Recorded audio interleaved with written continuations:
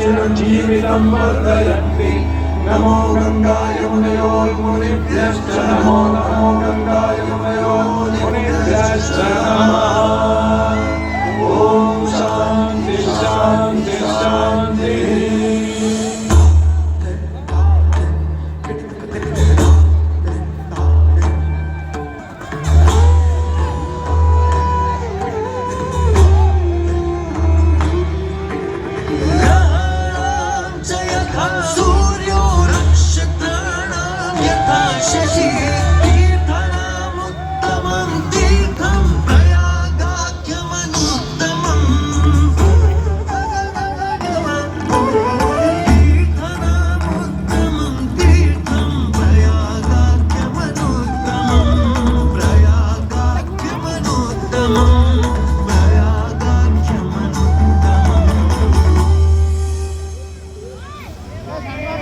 सूर्य ग्रहों में श्रेष्ठ है और चंद्रमा नक्षत्रों में श्रेष्ठ है, उसी प्रकार प्रयाग सभी तीर्थों में सर्वश्रेष्ठ है।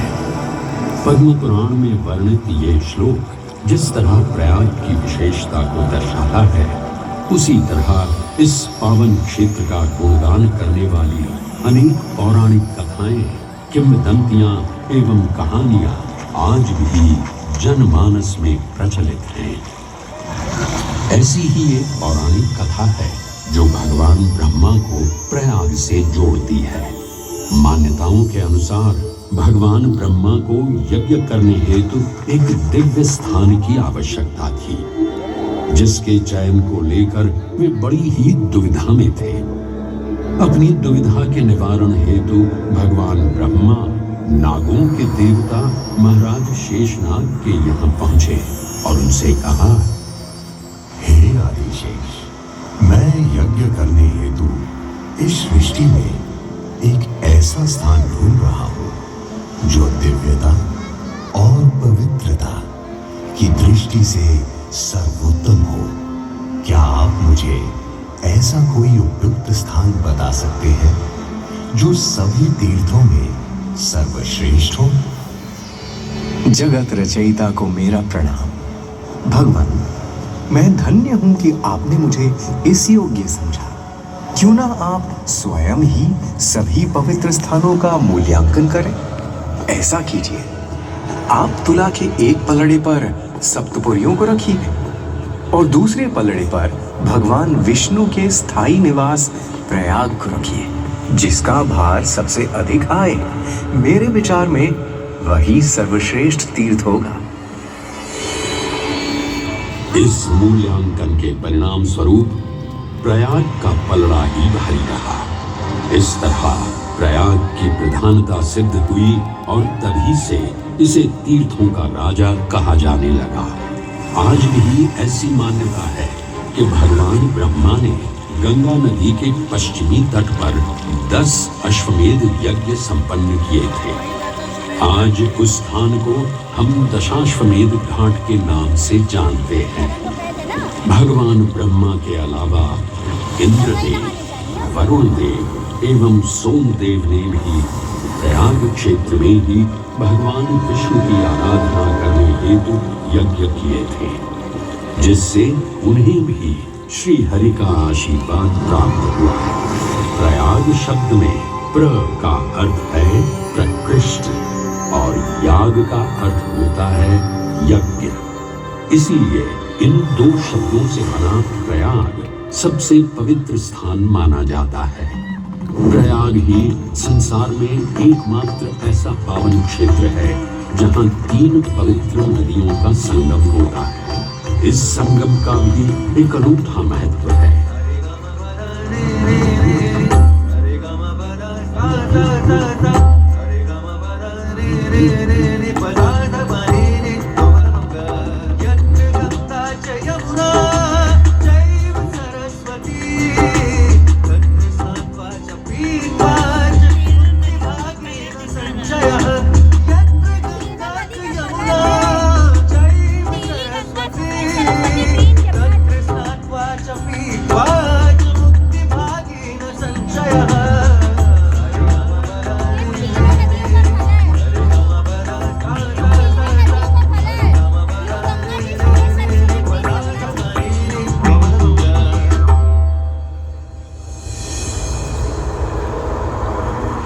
में गंगा, यमुना और सरस्वती जैसी 3 सबसे पवित्र और पूजनीय नदियों का दिव्य संगम होता है।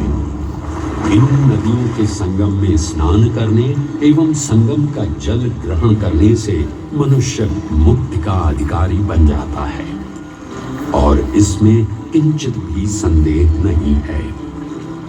ब्रह्म पुराण में ब्रह्मा जी भी कहते हैं कि प्रयाग में सरस्वती जी अदृश्य रूप में आकर गंगा जी से मिलती हैं। इसलिए इस क्षेत्र को सरस्वती तीर्थ संगम भी कहा गया है। सरस्वती नदी के अदृश्य रूप से मिलने के पीछे भी एक पौराणिक कथा सुनने को मिलती है।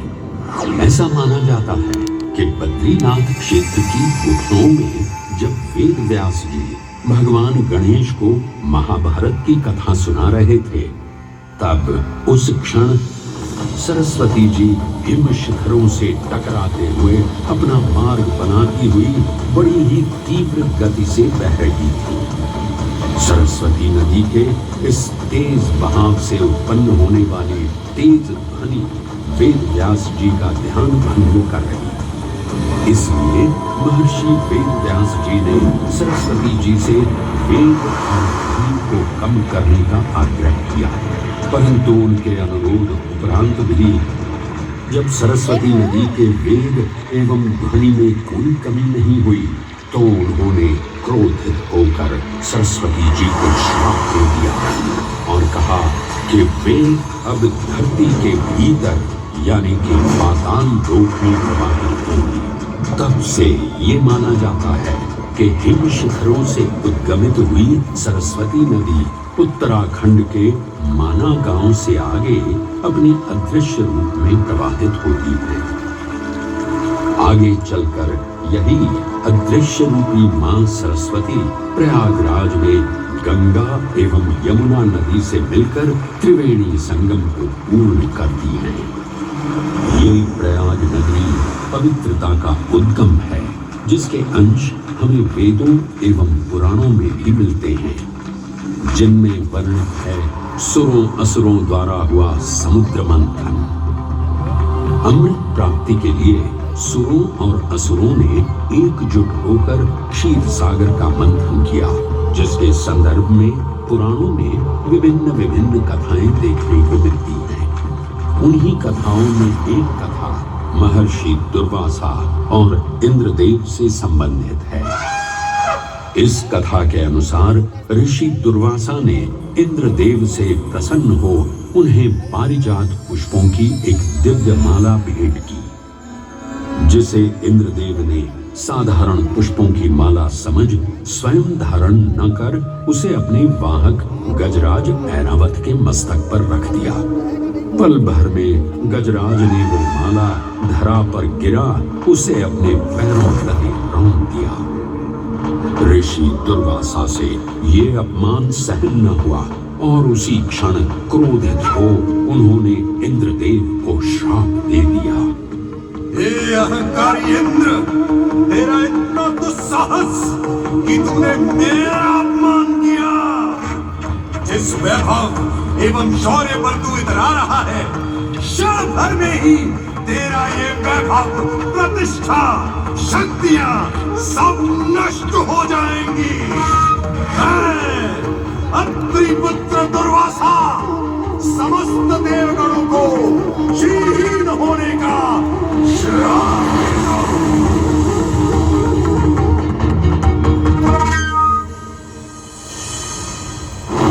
इस श्राप के परिणाम स्वरूप स्वर्गलोक से लेकर वैकुंठ धाम तक का सारा वैभव चला गया। जहां स्वर्गलोक में सभी देवता अपना वैभव एवं शक्तियां खो चुके थे, वहीं वैकुंठ धाम में मां लक्ष्मी भी क्षीर सागर की गहराइयों में चली गई। उनके जाते ही सृष्टि का संतुलन बिगड़ने लगा एवं असुर राजा बलि ने तीनों लोक अपने अधीन कर लिए।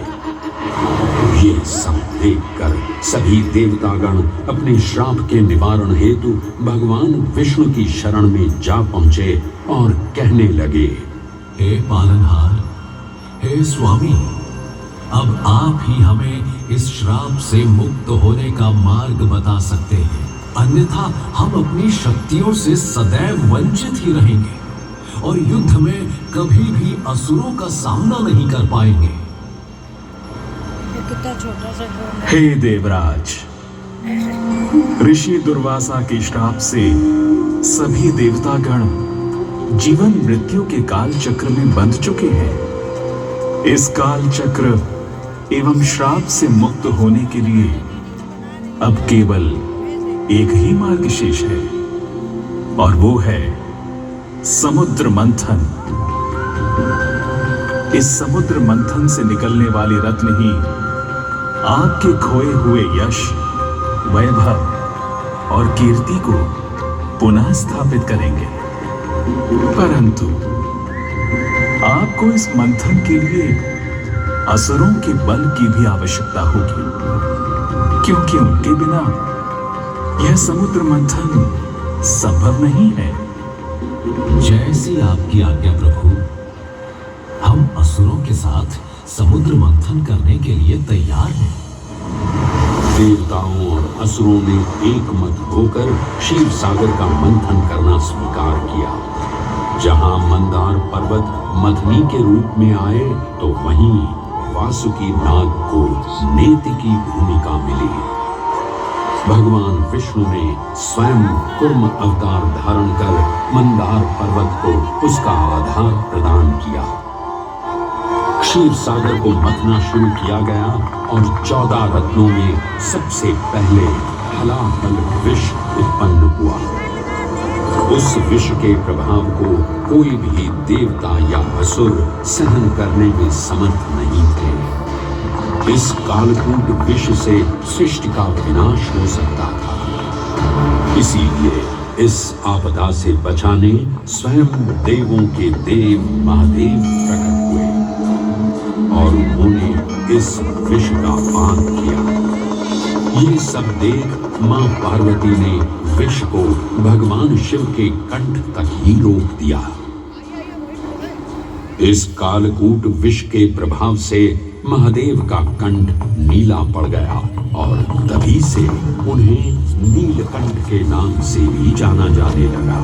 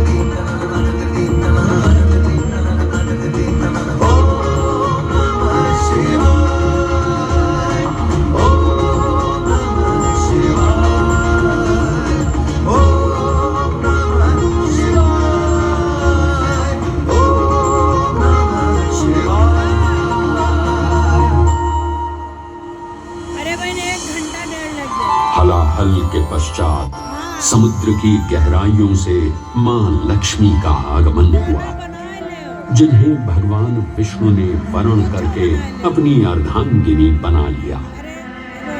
इसके पश्चात समुद्र मंथन से एक एक कर कामधेनु गाय, पारिजात वृक्ष, चंद्र, कल्प वृक्ष, अपार सुंदर अप्सराएं, गंधर्व, शंख, उच्चैःश्रवा, वारुणी एवं कौस्तुभ मणि जैसे अनेक रत्न उत्पन्न हुए। लेकिन सभी को जिस रत्न की सबसे अधिक प्रतीक्षा थी, उस रत्न का निकलना अभी बाकी था।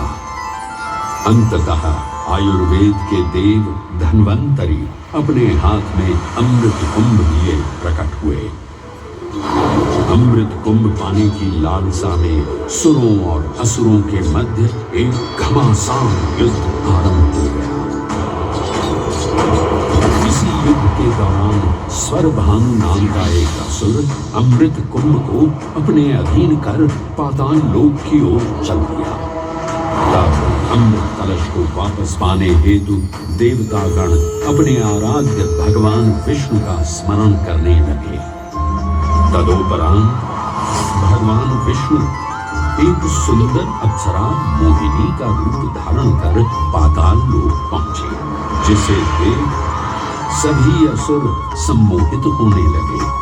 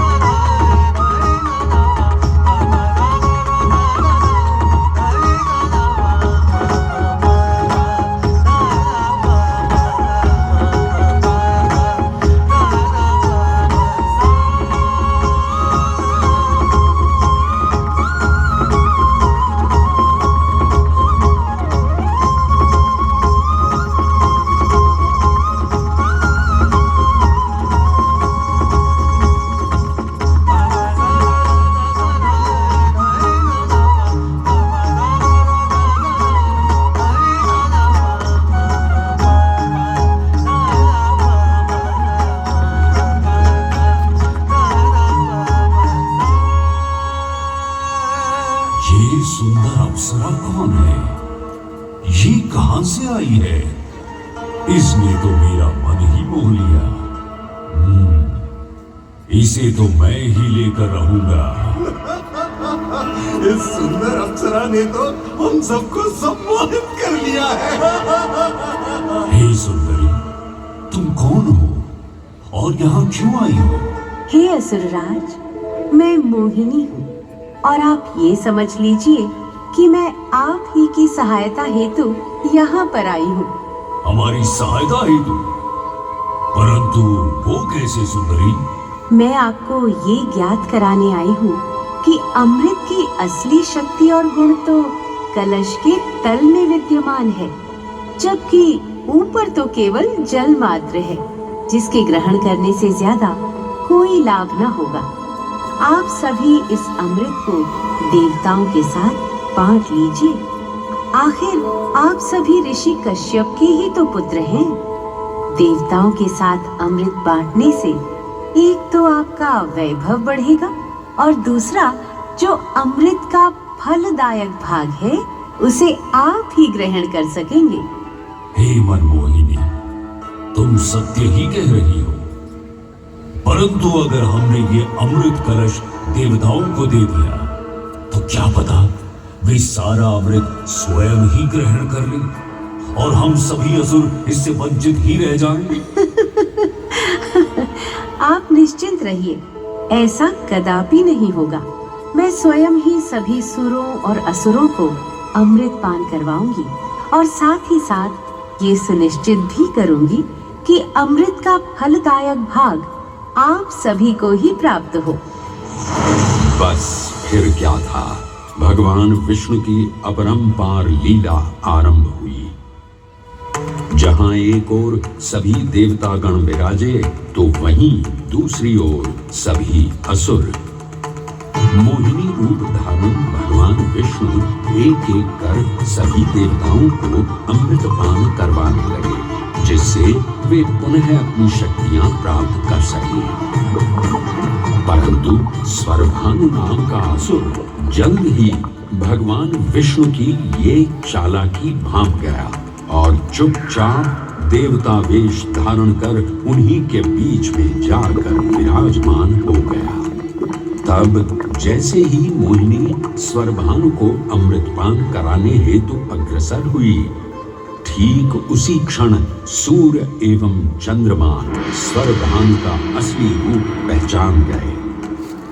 ये ज्ञात होते ही भगवान विष्णु अपने मूल रूप में परिवर्तित हो गए और अपने सुदर्शन चक्र से स्वरभानु का सिर धड़ से अलग कर दिया। परंतु तब तक अमृत की 2 बूंदें स्वरभानु के कंठ से उतर चुकी थी जिसके चलते वो अमरत्व प्राप्त कर चुका था।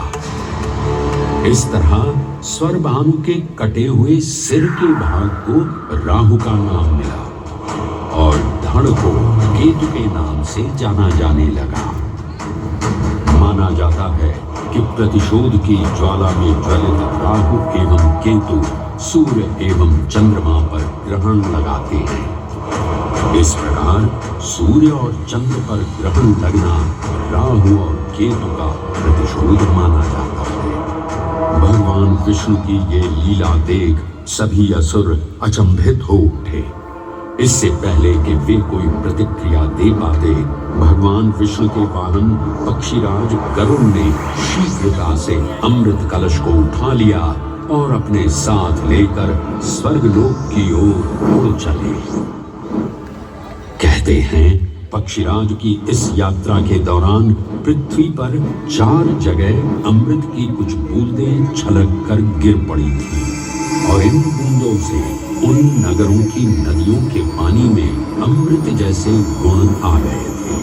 वे 4 स्थान हरिद्वार, प्रयाग, उज्जैन एवं नासिक है और यही कारण है कि इन 4 नगरों में कुंभ का पर्व मनाया जाता है।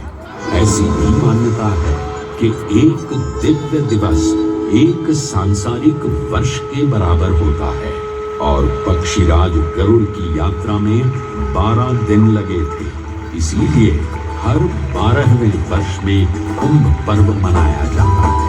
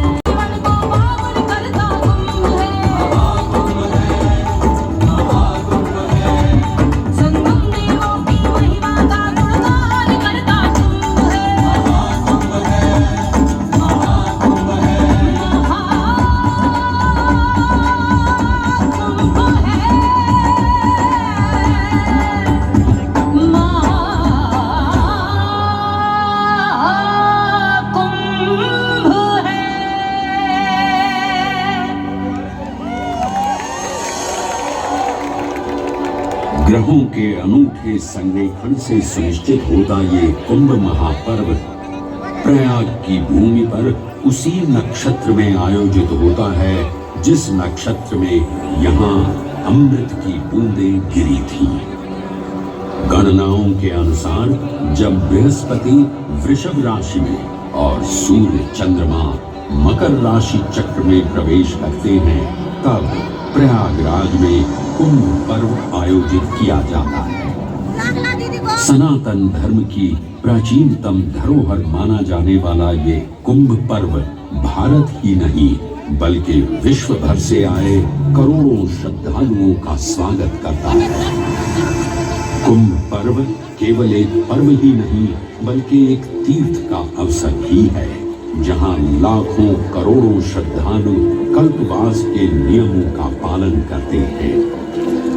पौष पूर्णिमा से लेकर माघ पूर्णिमा तक चलने वाले कल्पवास के दौरान तीर्थालु सांसारिक सुखों को त्याग कर तपस्वी संतों की तरह कुटिया में रहते हैं।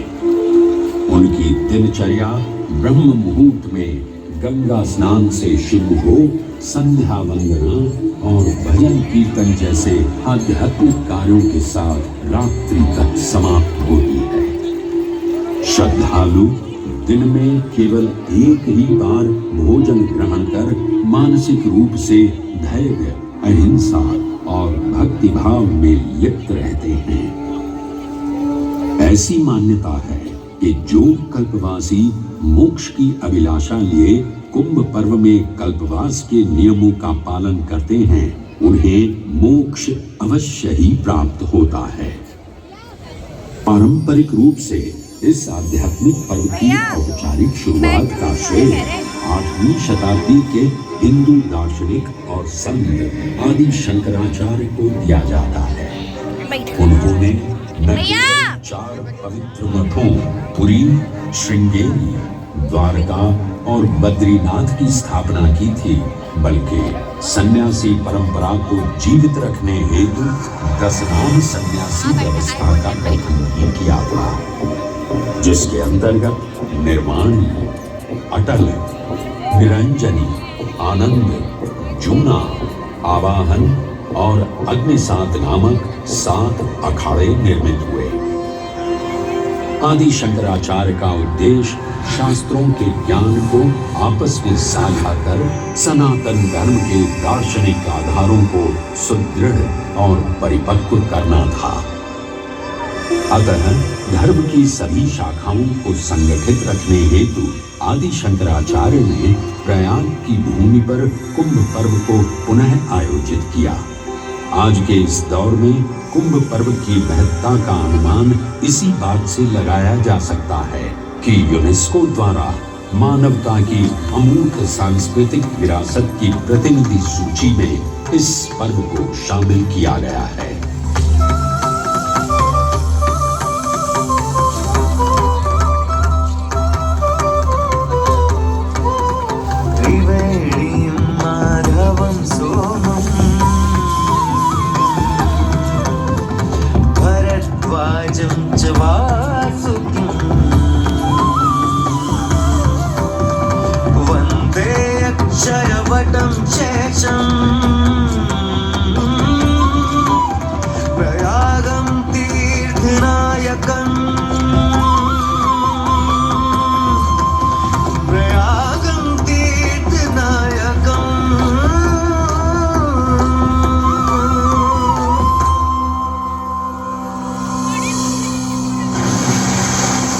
त्रिवेणी, माधव, सोम, भरद्वाज, वासुकी, अक्षयवट और शेषनाग, प्रयाग के इन 7 तीर्थ नायकों की हम वंदना करते हैं, परंतु उक्त 7 तीर्थ नायकों में वेणी माधव का ही प्रमुख स्थान है। त्रिवेणी संगम में स्नान के साथ साथ श्रद्धालु वेणी माधव मंदिर में दर्शन कर भगवान विष्णु का आशीर्वाद भी प्राप्त करते हैं।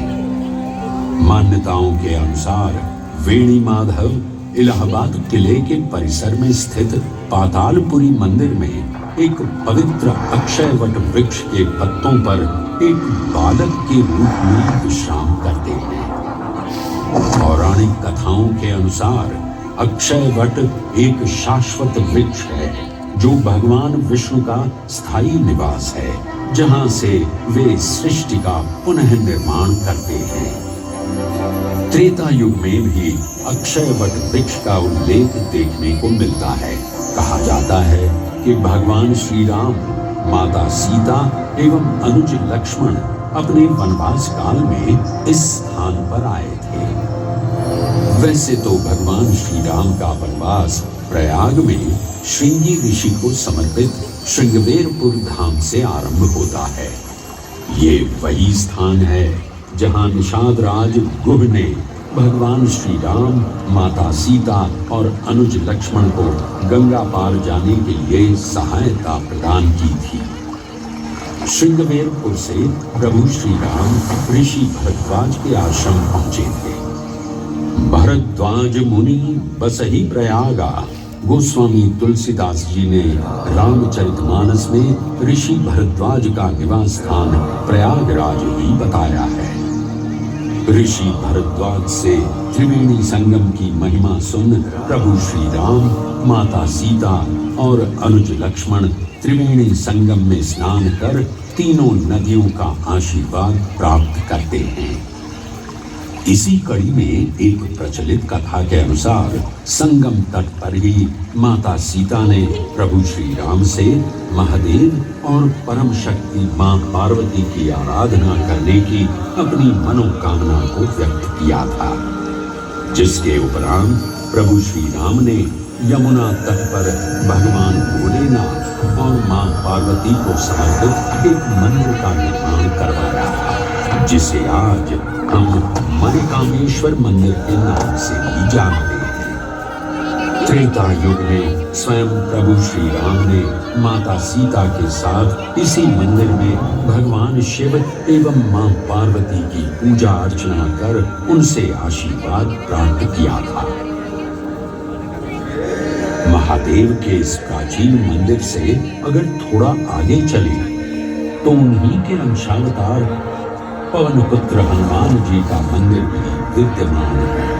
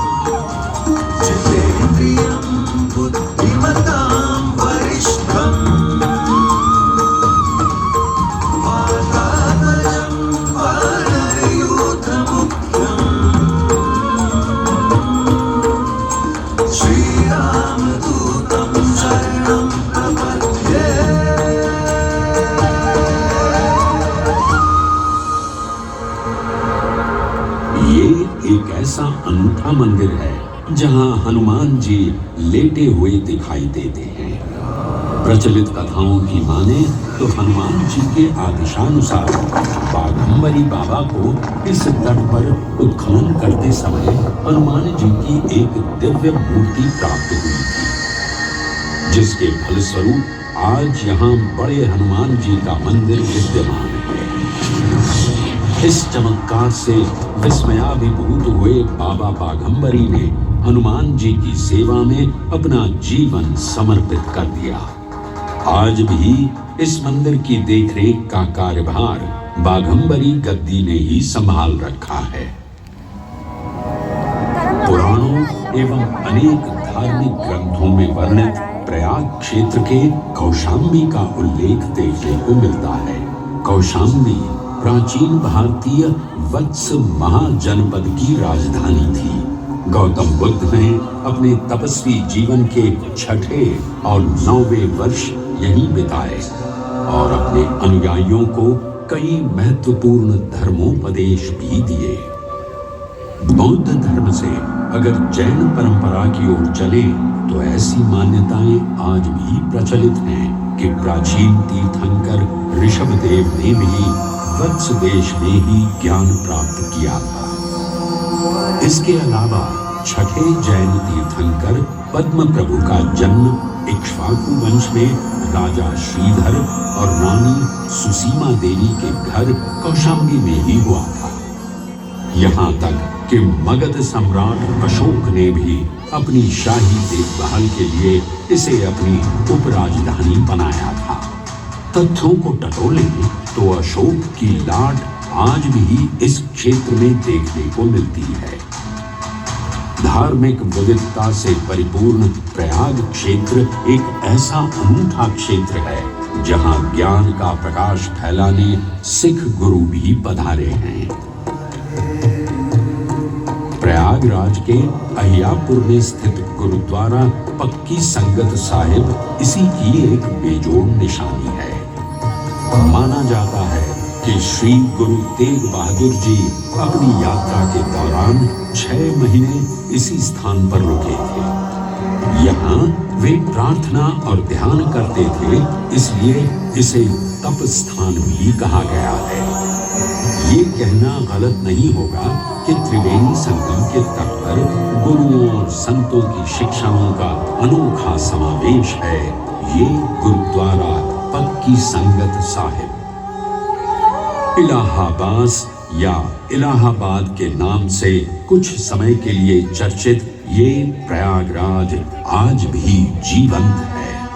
धर्म और संस्कृति का अनूठा इतिहास संजोए हुए तीर्थराज प्रयागराज में वेणी माधव, शिव और शक्ति के विभिन्न स्वरूप आज भी विद्यमान हैं, जो इस पावन क्षेत्र को अद्वितीय बनाते हैं। प्रयागराज की इतनी विशाल पृष्ठभूमि समझने के बाद लगता है कि ये कहना कभी गलत नहीं होगा कि प्रयागराज सिर्फ एक शहर नहीं, बल्कि अपने अंदर दैवीयता, विविधता और धार्मिकता को संजोए हमारा पूर्ण गौरवशाली इतिहास है।